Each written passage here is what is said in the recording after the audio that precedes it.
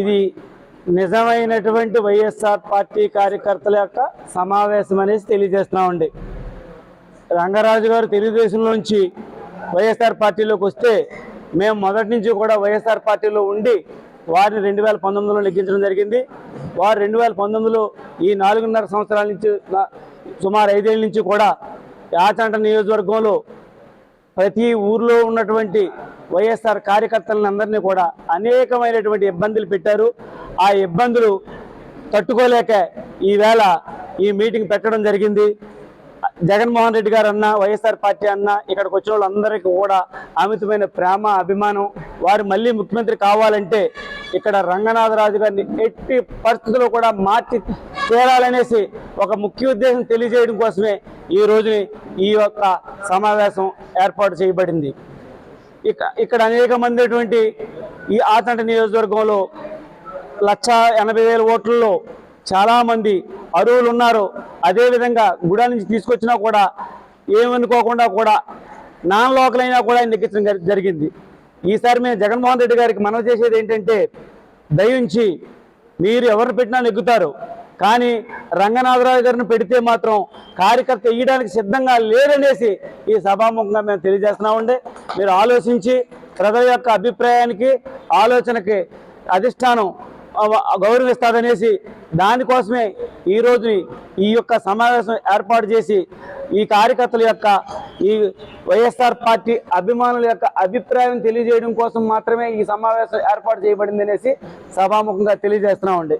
ఎట్టి పరిస్థితుల్లో కూడా ఇక్కడ ఆచంట నియోజకవర్గం, పశ్చిమ గోదావరి జిల్లాలో 7 నియోజకవర్గాలు ఉంటే వైఎస్ఆర్ పార్టీకి గుండెకాయ లాంటిది ఆచంట నియోజకవర్గం. ఎందుకంటే ఎస్సీ బీసీలు ఎక్కువ ఉన్నటువంటి నియోజకవర్గం ఆచంట నియోజకవర్గం. అటువంటి నియోజకవర్గంలో వైఎస్ఆర్ పార్టీకి గుండెకాయ అటువంటి నియోజకవర్గాన్ని ఇవాళ రంగనాథ్ గారి యొక్క చర్యల వల్ల, ఆయన యొక్క నడవడికల వల్ల ఇవాళ పార్టీని సర్వనాశనం చేశారు. కాబట్టి పార్టీని కాపాడుకోవడం కోసం ఈరోజు తప్పని పరిస్థితుల్లో ఈ సమావేశం ఏర్పాటు చేయబడి జరిగిందనేసి మీ అందరికీ సభాముఖంగా తెలియజేస్తూ, ఎట్టి పరిస్థితుల్లోనూ కూడా రంగనాథ్ గారిని మార్చాలనేసి సభాముఖంగా తెలియజేస్తూ మీకు మనం చేస్తున్నామండి. ఘన విజయం సాధించాం.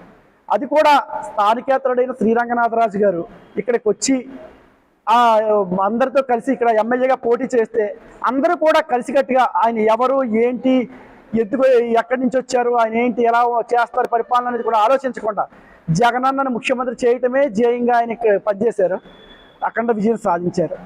అప్పుడు మొదలండి ఈ రోజు వరకు అంటే 4 సంవత్సరాల 9 నెలల పాటు కార్యకర్తకి నియోజకవర్గంలో ఒక గౌరవం లేదు, ఒక మర్యాద లేదు. అట్లీస్ట్ ఇక్కడ ఉన్న వాళ్ళు ఎవరు కూడా, నేను ఇదే పత్రికాముఖంగా చెప్తున్నాను, ఎవరు కూడా ఆయన కాదంటే ఆయన లేరు కాబట్టి మేము ఎమ్మెల్యేగా పోటీ చేస్తామని వాళ్ళు ఎవరు లేరండి. అందరూ చిన్న స్థాయి కార్యకర్తలు, పార్టీ కోసం రాత్రి పగలు కష్టపడే అభిమానులు. అటువంటి అభిమానులు ఉన్న చాలా మంచి నియోజకవర్గం అండి. మీకు ఒక ఉదాహరణ చెప్తాను. 2014లో వైఎస్ఆర్ కాంగ్రెస్ పార్టీ నుంచి ప్రసాద్ రాజు గారిని 17 రోజుల ముందు ఇచ్చినా కూడా కేవలం జిల్లా అంతా ఓడిపోయినా మేము 3,300తోనే ఓడాం, అత్యల్ప మెజార్టీతో స్థానికేతరుడైన ప్రసాద్ రాజు గారికి. అటువంటి నియోజకవర్గం అభ్యర్థి ఎవరనేది కాదు గెలిపిస్తారు. అటువంటిది ఈరోజు వేదనలతో, శోధనలతో ఈ 4.5 ఏళ్ళు గడిచిపోయింది.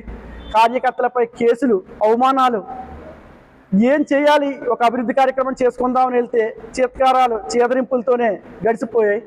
ఏది ఏమైనా సరే మనం జగన్మోహన్ రెడ్డి మనుషులం, పార్టీ మనుషులం కాబట్టి నోరెత్తకూడదు అని ఎన్ని అవమానాలు, బాధలు, కష్టాలు అన్నీ భరించి ఇప్పుడు ఇంతవరకు వచ్చిన తర్వాత ఆఖరిసారిలో గెలవ విప్పడానికి కారణం ఏంటంటే, ఒక పక్క ప్రతిపక్షం ఉధృతంగా దూసుకుపోతుంది, రెండో పక్క ఈ వేదనలు, శోధనలు, ఈ బాధలు భరించలేక కార్యకర్తలు ఒక్కొక్కరుగా చేజారిపోతున్నారు. మేము భరించలేమండి, మీరు పడ్డారు, మీతో పాటు నాలుగు నడిచాం, ఇక మేము పడలేమంటే పక్క పార్టీలోకి వెళ్ళిపోయేలా ఉన్నారు. కార్యకర్తలను కాపాడుకోవటానికి, పార్టీని రక్షించుకోవటానికి, ఇక్కడున్న పరిస్థితులు అధిష్టానానికి తెలియజేయడానికి కూడా మేము ఈ సమావేశం నిర్వహించడం జరిగింది. కాబట్టి మేమందరం కూడా వైఎస్ రాజశేఖర రెడ్డి గారి, వైఎస్ జగన్మోహన్ రెడ్డి గారికి వీరా విధేయులమే, వీరాభిమానులమే. ఎడుగూరి సందెట్టం రాజవంశానికి ఎప్పుడు వీర విధేయులుగా పనిచేస్తూ ఈ నియోజకవర్గంలో జెండా ఎగరేసిన వాళ్ళమే. కాబట్టి రాబోయే రోజుల్లో కూడా జగనన్నను ముఖ్యమంత్రి చేసుకోవాలి అంటే ఇక్కడ అభ్యర్థిని మార్చక తప్పని పరిస్థితి. అభ్యర్థిని మార్చితేనే మనం గెలుస్తాం. కార్యకర్తలందరూ ఏకదాటి మీద వచ్చి గెలుస్తారు. కాబట్టి రంగరాజు గారు కాకుండా ఏ అభ్యర్థిని ఇచ్చినా కూడా సంతోషంగా మేమందరం కదిలి ముందుకు చేస్తామని, వారిపై కూడా మాకు వ్యక్తిగతమైన ద్వేషం కానీ కోపం కానీ ఏమీ లేదు. ఇక్కడ రంగరాజు గారు ఆయన యొక్క అభ్యర్థిత్వం సామాన్య ప్రజల్లో అంటే నాయకులు కూడా ఉండేవాళ్ళు కొంతమంది భజన పనులు అయితే చెప్తారేమో మనం నెగ్గేస్తామండి మనం ఉంటామండి అని. అలా కాకుండా సామాన్య ప్రజల్లో చాలా వ్యతిరేకత ఉంది ఆయన అభ్యర్థిత్వం పట్ల. పార్టీ పట్ల అయితే మంచి ఉంది, మంచి గుర్తింపు ఉంది. ఈ రోజు కూడా పార్టీ నెగ్గి పరిస్థితుల్లోనే ఉంది. అభ్యర్థిని మార్చి మళ్ళీ విజయ పతాకాన్ని ఆచంటపై ఎగరేయాలని తెలియజేసుకోవడం కోసం ఈ సమావేశం నిర్వహించడం జరిగింది.